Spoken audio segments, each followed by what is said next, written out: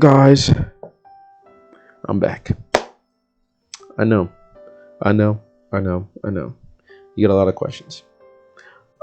Oh, where were you? Where were you? You've been gone for so long. Yeah, okay. I've been fucking busy. Okay? You wanna know what I was busy doing? Do you really wanna know what I was busy doing this entire time? If you really would like to know, okay, I'll show you. Alright, fucking, I'll show you. Peep it. I've been grinding, bro. I'm a real artist, so like, it's not easy to just make masterpieces like this and keep up with YouTube, bro. Like, it's not fucking easy. So, I'm probably gonna sell this bad boy for like a smooth 3, maybe 4 million. So, yeah, we got that. So that's what I've been working on, if you must know. But here we are, we're back. Have you ever wondered why you were a total dork? A geek? A loser? A knucklehead McSpazatron? Well, wonder no longer, because here I am. I'm here with the answers, and I'm here to help you out. I'm gonna give you the keys. No, DJ Khaled, I'm giving you the keys. Giving you the keys. Giving you the keys. But anyway, I'm gonna teach you. I'm gonna teach you why. I'm gonna teach you why you feel this way. And I'm also gonna teach you how to not feel this way. Let's begin our story far back in time to some year, but it's like really far. You gotta go really far. So go way back then. Go way back, bro. You gotta go way back. And we're on the beautiful Mediterranean island of Cyprus. Almost as beautiful as Long Island, I must say. But we're on Cyprus. And our story begins with this man. Our story begins with a man called Pygmalion. He's this old dude, and on his free time he likes to sculpt a little bit, you know, just a little bit of with the chisel and shit. So he's a sculptor. He's just chilling in the city. A big city, I'm sitting on a big island. We should talk about, big islands, can't do big things. And then one day he goes out. He's leaving his house. He's like, and he's looking around. He's like, hey, there's a lot of prostitutes. There's a lot of prostitutes around here. And for some reason, seeing all these prostitutes made him be like, it made him, and I quote, detesting the faults beyond measure which nature gave to women. Now listen, women got some faults, but that's crazy. Faults beyond measure? That's wild. But I guess it was just the seeing all these prostitutes that made him like, you know what I mean? Upon seeing all these nice young ladies grinding for $1, he's seeing all these nice young women with amazing futures, and he sees them, and then he swears to be celibate for the rest of his life. That's tough. Me, I could never do that. But some people are different. But anyway, and after he does that, he's like, I'm only gonna focus on sculpting. Sculpting is my bag. It's time to get in the fucking bag. It's time to get in the fucking bag. That's what he does, right? So he goes home. He's sculpting. Ding, ding, ding, ding, ding, ding, ding, ding, ding, ding. Just sculpting. Ding, ding, ding, ding. And he makes a sculpture, and it is the most profoundly, and I don't even know the words, bro. But it's just, he makes this sculpture of this woman that is so beautiful. When he sees it, he falls in love with her. And he's like, oh my God. He's like, I did my fucking thing with this one. And so every day after that, he becomes slowly more obsessed with the statue. He's touching it. He's caressing it. He's like fondling it. And which is crazy. Because first of all, how do you know the statue gave you your consent? Or gave her consent to you? But, I mean, listen. I'm not going to ask any questions. It was mad long ago. Doesn't have anything to do with me. So he's touching the statue. He's fondling it. Every day he's getting more and more in love with the statue. And he's like, damn, if only there was a woman who could match my statue's energy and her looks. One day he is like, it's a festival day. It's a festival day in Cyprus, so shit, it's big shit popping in the city, bro. Pygmalion and the boys probably got a little lit. You know what I'm saying? But we're not talking to girls though, because those flaws beyond fucking measure that nature did to him. Oh God, am I right or am I right? So then he goes to the temple of Aphrodite, and he's like, Yo, Aphrodite, please, bro. Like, Please, bro. If you could just give me one woman on this earth who matches the beauty of my ivory statue. And he's like, I bet. Time to go home. He's like, time to go home. So he goes home. Opens the door. He's like, honey, I'm home. Talking to the statue again. He goes to the statue. He's about to begin his regular, like, post entering the house routine. He's like, he goes to the statue and he goes to kiss it, and he feels something strange. The lips are warm. Now, I don't know if you know a whole bunch about statues. That is not normal for a statue. So, if you haven't gathered already, the Aphrodite turned the statue into a real woman, and that's it. That's what happened. Like, that's what happened. So, that's cool. Shout out to my boy Pygmalion. You know, he's really doing big things. You know what I'm saying? Lucky him. He could just sculpt a woman, and then just it's real. For other, some of us have to fucking work for it. Okay, some of us have to fucking some of us have to sit in the fucking shower and cry because fucking city didn't want to. She didn't want to rock with the ocean. But anyway, what's the moral of the story? What is the moral of the story that I just told you?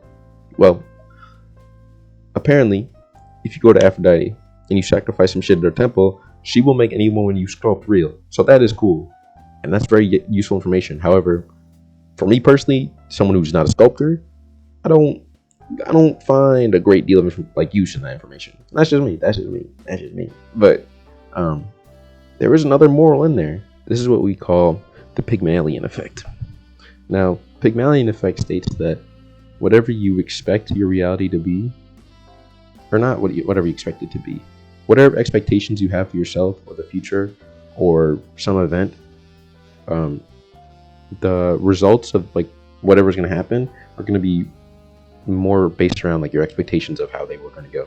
So for example, so a simple model of it is that high expectations lead to better results and low expectations lead to worse results. You know what I'm saying? Nothing we can do about that. But there was a study done on Air Force recruits to study this effect. So let's say you got 10 guys, right? And at random, half of them were given the label of like highly skilled, like based off like their training or whatever.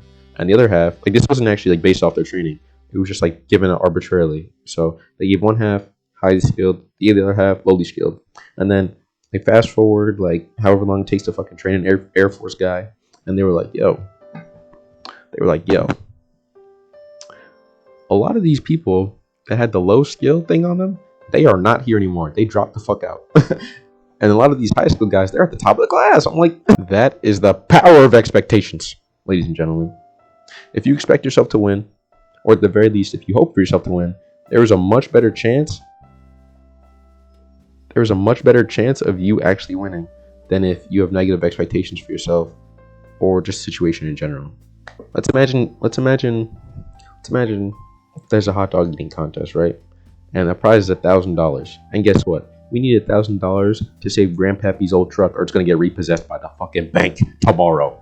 So what we need to do is we need to eat 4 hot dogs in 4 minutes. Now think to yourself, stop right now, stop, and think to yourself, like put yourself in the situation, really put yourself there, like mentally. You can smell the hot dogs, you can feel the fresh fall air on your skin, you can feel the anticipation building in your chest. And you're looking around and you're looking at these 4 hot dogs and this timer. You think to yourself, can I really do it? Let's imagine you said no. Okay? You go and eat the hot dogs. You're going on hot dog 2. You're like, man, this is just tough, man. I just can't do it anymore. And then like your motivation is slowing. You're like, oh, I knew from the start I could never eat 4 hot dogs in 4 minutes, man. I just knew it, bro. Like I'm not a glizzy gobbler like that. I'm not a glizzy gobbler. I'm not a glizzy gladiator, and that's okay. Like that's me. That's just me, and that's just life is. Like sometimes I'm just gonna fail, and that's okay. And I'm just a loser. Like that's fine. Like that was my life before this anyway. So like what? Like I don't even give a fuck. Like fuck. Fuck. I'm done with the contest. You're throwing the fucking hot dogs off the table. The judge is like, oh my god, have some manners, young man. You said to the judge. The judge goes flying up the stage. Now you're in jail. That's scenario 1. Okay? That's just scenario 1. Scenario 2. go into the competition. You're like, I could bust down for a glizzy in 3 minutes if they asked me to. Fuck, are we talking about? It's and then it's like enter your name here. It's John Smith. But anyway, if you go in there thinking you're gonna win, you are much more likely to win when you come out. And that's just, I feel like that makes sense. Like, I feel that makes sense. It's all about mindset, you know?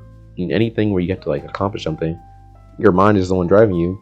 And if your mindset determines how well you work, or at least has like a significant influence on it, then your mindset is like, it's key, bro. It's key. But anyway, if you're wondering, the answer is yes, you can win. Of course you can. You're the big dog. Big dog. You just need to expect yourself to win, or at least hope for yourself to win. You gotta, if there's no one else on your team, you gotta be on your team. So that's all it is. It is much easier to work with someone that is supporting you than someone who's working against you. Like, if you had someone in your ear the entire time during this hot dog eating contest, it was like, oh, you can't eat those hot dogs. You cannot eat those hot dogs, boy. You cannot eat those hot dogs, boy. Like, I'd be like, damn, bro. Like, maybe he's fucking right. Maybe I can't eat all these fucking hot dogs.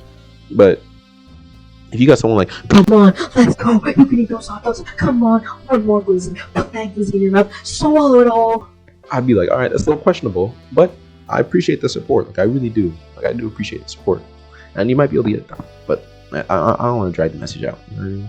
So let's go back to the main topic. Why are you a loser? Why are you such a dork, freak, geek, nerd? Well, the reason to that is because a lot of times, people with low self-esteem, because I used to have low self-esteem, I'm not gonna lie to you. I'm not gonna lie to you. But people with low self-esteem, or just people in general, they accept the way that life is, and then they put that label, especially a negative label, of like whatever like is currently happening in their life. They put that on themselves, and they just carry that like not through ever. They put that label on themselves, and they just carry it for like a long time. Let's say you're like, oh, I'm not a glizzy gladiator. If you just put that label on yourself, anytime there's a hot dog eating contest, you're gonna fail because you're saying you're not a glizzy gladiator. But the people who go around and are like, I am a glizzy gladiator. I'm a fucking glizzy gobbler. I'm the fucking glizzy. I'm the glizzy. I'm the glizzy generator. I'm the fucking glizzy. I'm a grizzly bear. I don't know. We'll put that in the fucking garbage. Just put that in the garbage. But anyway, so I think that applies to like a lot of other things in life. You know, if you wake up if you're like me and you wake up in the morning, you're like, yeah, hold on, this is me sleeping. You're like, damn, I just really wish there were some big booty Latinas jumping up and down on my face right now. The only way you're gonna get that is if you start saying to yourself, that is what's going to happen. Like, you have to expect that for yourself in the future. Like, how are you ever gonna smash Ice Spice if you don't expect yourself to smash Ice Spice? It's that simple. But yeah, man, that's all I gotta say, bro. That's all I gotta say.